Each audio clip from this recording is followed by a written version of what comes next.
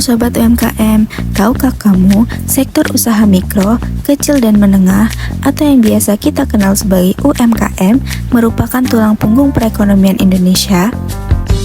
Berdasarkan data dari Kementerian Koperasi dan UKM RI tahun 2023, jumlah UMKM di Indonesia telah mencapai 66 juta unit usaha dan menyumbang sekitar 61,1% terhadap PDB nasional, serta menyerap lebih dari 97% tenaga kerja. Kontribusi ini menunjukkan bahwa UMKM bukan hanya penting, tetapi juga strategis untuk ketahanan ekonomi bangsa. Namun, tantangan yang dihadapi UMKM cukup kompleks, mulai dari keterbatasan modal, akses pasar yang sempit, hingga lemahnya kemampuan pemasaran.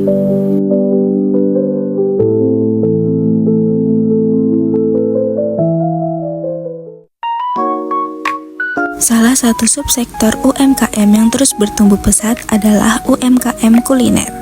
Data dari Statista dan BPS menyebutkan bahwa subsektor makanan dan minuman menyumbang lebih dari 30% dari total sektor UMKM, menjadikannya salah satu penggerak ekonomi lokal paling dinamis. Dalam sektor kuliner ini, salah satu makanan yang sedang menarik minat masyarakat Indonesia adalah takoyaki. Takoyaki adalah makanan ringan khas Jepang berupa bola adonan tepung berisi gurita atau topping lain seperti keju, ayam, dan sosis yang dimasak di cetakan khusus dan disajikan dengan saus yang khas. Kami melakukan mini riset pada UMKM kuliner, yaitu UMKM Takoyaki Q yang sudah menjalankan usahanya selama hampir 7 tahun. Selama menjalankan bisnisnya, UMKM Takoyaki Q telah menjalankan strategi dengan cara meningkatkan kualitas produk, kenyamanan pembeli, dan juga loyalitas.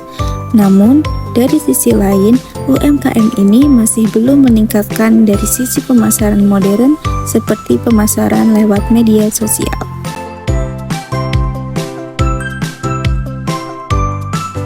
Kenalin dulu Mbak, kita dari mahasiswa perbankan syariah.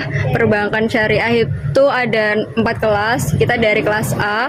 Ini ada tugas dari dosen yang mungkin untuk mewawancarai sama UMKM maupun perusahaan, tapi kita ambilnya di UMKM dan kami milihnya UMKM dari Mbaknya sendiri, dari Takoyaki. Nah mungkin perkenalan dulu ya Mbak, kira-kira Mbaknya namanya siapa? Namaku Rocha. Udah segitu aja ya.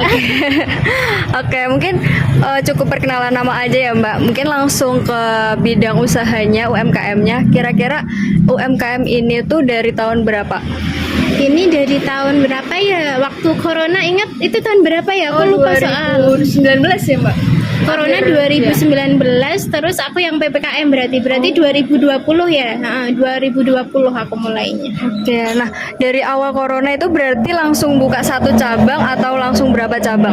Awalnya tuh satu cabang dulu, itu aja yang megang karyawan semua kan. Soalnya waktu itu aku masih kerja juga sih. Oke, nah kira-kira ada berapa cabang Mbak? Dan tempatnya itu di mana aja?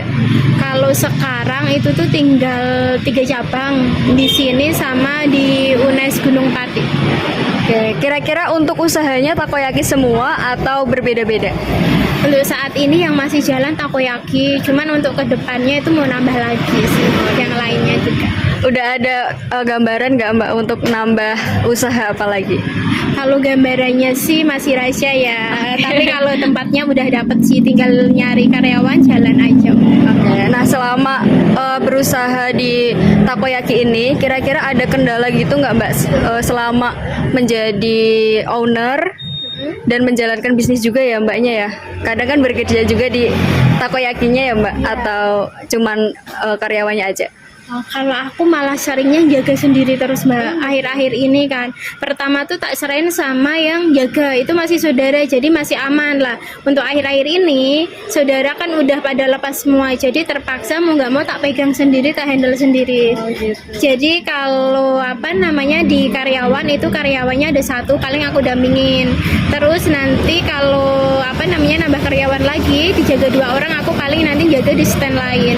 Karena Nah untuk kualitas jujur aja ya Mbak ya, kalau apa ya dibiarin terus yang jaga karyawan itu kualitasnya nanti bakal beda. Jadi harus secara konsisten tuh harus benar-benar dijaga lah. Oke, strateginya bagus banget ya Mbak. Jadi mulai kualitas itu udah ditentuin banget ya. Nah, kira-kira selama Mbaknya menjadi owner sekaligus langsung terjun di usahanya, kira-kira ada kendala seperti mungkin pemasaran ataupun kendala yang lain gitu. Kira-kira apa Mbak?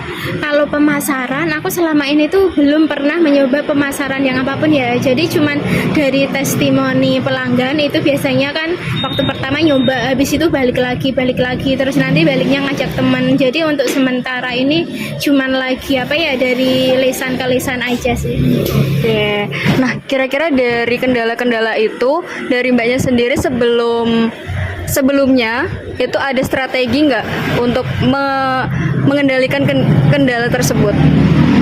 Kendalanya apa ya Kak? Aku aja bingung ya kendalanya, nggak tahu mana yang disebut kendala, mana yang enggak, cuman jalaninya ngalir aja gitu. Oh gitu. Nah mungkin ini kan di era modern ya Kak, pasti kan banyak banget UMKM yang lain. Ya. Itu kan salah satu kendala kita karena kita ada saingan gitu kan. Kira-kira dari strategi kakaknya sendiri agar membedakan saingan tersebut gimana? Agar usaha kakak itu lebih banyak peminatnya gitu. Kalau aku ya, yang penting tuh kualitasnya itu benar-benar dijaga dan konsisten itu aja, sama pelayanannya itu yang utama. Karena kadang kan kayak apa ya, produk itu emang banyak yang enak, cuman kalau pelayanannya bagus, interaksinya bagus, pembeli itu kadang beli bukan cuman apa ya pengen beli, tapi iya. karena suka kan, suka pelayanan, suka apa, makanya dia balik lagi. Meski diminati, apakah semua usaha takoyaki mampu bertahan dan berkembang? Tentunya tidak. Banyak pelaku UMKM takoyaki yang belum memahami bagaimana memasarkan produk mereka secara efektif. Dan disinilah pentingnya strategi marketing mix. Mari kita bahas secara praktis bagaimana meningkatkan usaha takoyaki Anda dengan menerapkan strategi marketing mix menggunakan pendekatan 4P, yaitu produk, price, place, dan promotion. Yang pertama adalah produk. Produk adalah pondasi utama dari bisnis Anda. Takoyaki bukan cuma soal rasa, tetapi juga soal inovasi. Seperti halnya dengan menambahkan variasi isian lain seperti keju mozzarella, crab stick, atau ayam pedas. Kemudian menggunakan topping yang menarik dan saus buatan sendiri. Lalu, jaga juga kualitas adonan agar tetap empuk dan juga gurih. Dan tak lupa tampilkan takoyaki dengan kemasan yang estetik dan juga higienis. Yang kedua adalah price atau harga. Tetapkan harga yang kompetitif namun tetap memberikan margin yang sehat. Gunakan strategi bundling atau promo seperti beli 3 gratis 1 untuk menarik pembeli. Yang ketiga adalah place atau tempat.